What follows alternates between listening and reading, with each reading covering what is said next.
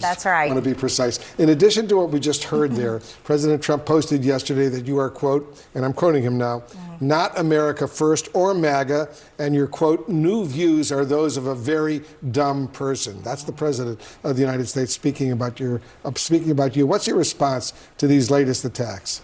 Well, actually, Wolf, I feel very sorry for President Trump.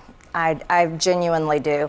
It has to be a hard place for someone that is constantly so hateful and puts so much vitriol, name calling, and really tells lies about people in order to try to get his way or win some kind of fight. And I think that's exactly what's wrong in America today. That's what's wrong in this toxic political environment. And so I think it's very unfortunate. Because when I hear him talk like that about you and insult you and attack you like that, I worry about your security and your family's security. And you've been getting some increasing threats, right?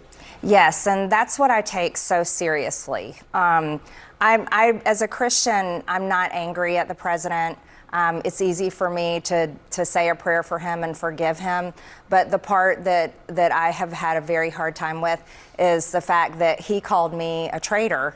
And because of his words, that brought serious threats against myself and my family. We had a pipe bomb threat on my home, a pipe bomb threat on my family construction company and staff, and had multiple pizza doxings. But the serious one was the direct death threats on my son. I believe a president of the United States is calling a fellow Republican congresswoman a traitor. I mean, it's pretty awful. Wolf, I'll add to that. I have a 98% voting record with President Trump. 98%.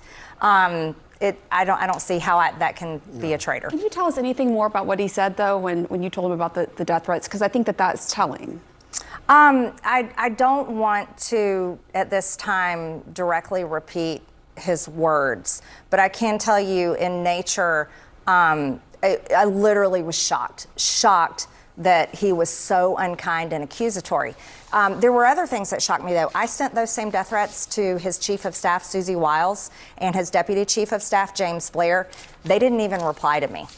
And I would have expected at least Susie Wiles, who's a woman, a mother, a grandmother, I would have expected her to have said, this is unacceptable, we'll send it to Kash Patel, or something of that nature. We'll make sure your family's safe. I would have expected those responses, not for them to take sides in any way. I understand they weren't direct. J.D. Vance did respond, though, right? J.D. Vance, I give a lot of credit to. He was very kind and caring about that. And I did send to Kash Patel, and he said on it.